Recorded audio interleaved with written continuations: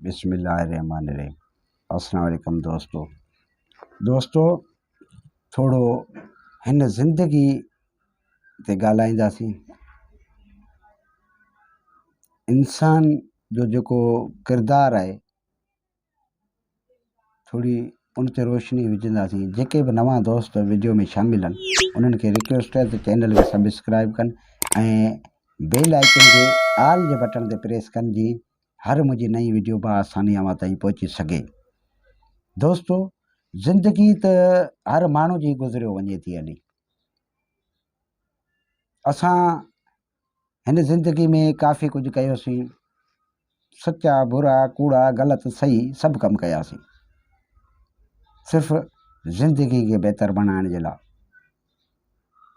ज़िंदगी के वधीक आसाइश ॾियण जे लाइ, पाण खे सुकून ॾियण जे लाइ सभु कम कयासीं।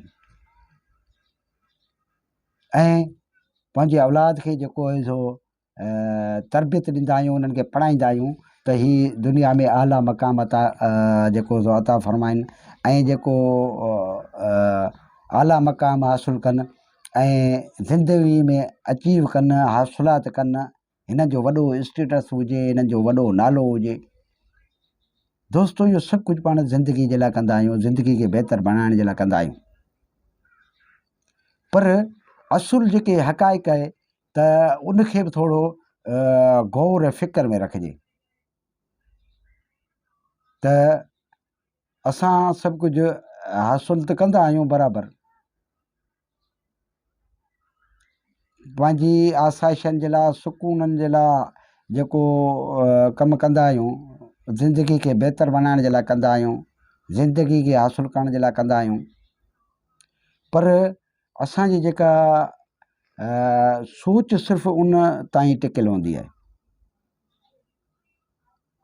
ज़िंदगी त हर जानवर बि पंहिंजी गुज़ारे वेंदो हलियो आहे, गीत न माकोड़ा आहिनि, हर मखलूक जेका आहे सा पंहिंजी ज़िंदगी गुज़ारे थी। हर ग़रीब अमीर जेको आहे सो पंहिंजी ज़िंदगी गुज़ारे थो। को बादशाह आहे त 2 वक़्तनि जी 3 वक़्तनि जी मानी खाए थो, सुकून में रहे थो। हिकु आम ग़रीब माण्हू आहे जेको वेला कटे थो, पर ज़िंदगी हुनजी बि रवां तवां आहे, दुखी सुखी ज़िंदगी हुनजी गुज़रंदी वञे पई। पर जॾहिं उहो ॾींहुं ईंदो, उन ॾींहुं ज़िंदगी जो जेको आख़िरी ॾींहुं हूंदो न, उहो वधीक इबरतनाक हूंदो। उहो आख़िरी ॾींहुं इहो कोन ॾिसंदो त हीउ बादशाह आहे या हीउ ग़रीब आहे, हीउ पलगनि ते ऐं वॾी आसाइशनि ते सुम्हण वारो आहे, हीउ पट ते ऐं की रिली ते सुम्हण वारो आहे।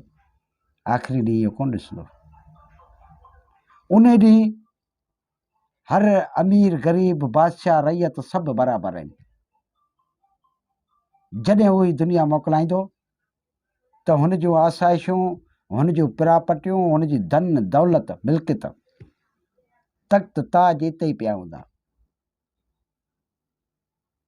हू उन ई खफ़न जे 2 टुकड़नि में वेंदो जंहिंमें हू ग़रीब वेंदो।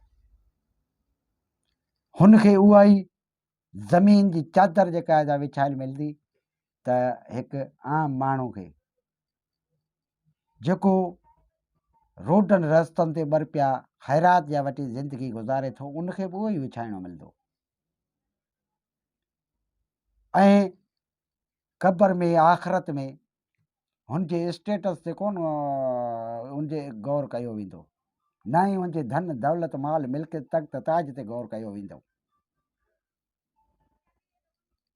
उते जेकॾहिं गौर कयो वेंदो त सिर्फ़ु इंसानियत ते, हक़ ते, नहक ते, ईमानदारी ते, परहेज़गारी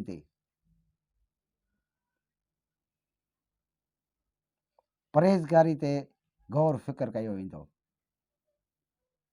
उते स्टेटस हिन दुनिया खे ॾिसी कोन मिलंदा। हिन दुनिया में जेके किरदार हूंदा, उन्हनि किरदारनि जे बुनियाद ते जेके आहिनि उहे आसाइशूं ऐं उहे सुकून, उहे बाग उहा जन्नत हासिलु थींदी। जेको परहेज़गार हूंदो, ग़रीब ऐं अमीर खे कोन ॾिठो वेंदो। दोस्तो, हिन दुनिया जी लालच में असीं सभु गौर फ़िक्र छॾे वियासीं। असांजे कुलनि ते जेके अहमालनामा लिखिया वञनि पिया, इहे सभिनि खां अफ़ज़ल आहिनि। इहे तइन कंदा त असांखे कहिड़े किरदार खां सुञातो वेंदो, आख़िरत में असांखे कहिड़े नाले खां सुञातो वेंदो, आख़िरत में असांखे कहिड़े स्टेटस ते मान ऐं मर्तबो ॾिनो वेंदो। दोस्तो, सभिनी जेके अहल ईमान आहिनि उन्हनि खे इहा ई इल्तिजा कंदुसि, आख़िरत जी फ़िक्र ई दुनिया जी हासिलात आहे। अव्हां जी आख़िरत जी फ़िक्र जेकॾहिं अव्हांखे दिलि में आहे त अव्हीं चङाई जे रस्ते ते हूंदा, अव्हीं ईमानदारी जे रस्ते ते हूंदा, सचाई जे रस्ते ते हूंदा। ऐं हुन दुनिया जे लाइ जेकॾहिं अव्हीं कंदा आख़िरत जे लाइ, त हिन दुनिया में बि उनजो जेको हासिलात अव्हांखे मिलंदी, कॾहिं मायूसी अव्हांखे कोन मिलंदी। दोस्तो, इन मैसेज खां हिन वीडियो जी एंड कंदासीं। जेके बि नवां दोस्त आहिनि उन्हनि खे रिक्वेस्ट आहे चैनल खे सब्सक्राइब कनि ऐं घंटी जे बटन खे ऑल ते रखनि, जी हर मुंहिंजी नई वीडियो बआसानी अव्हां ताईं पहुची सघे। अस्सलाम वालेकुम।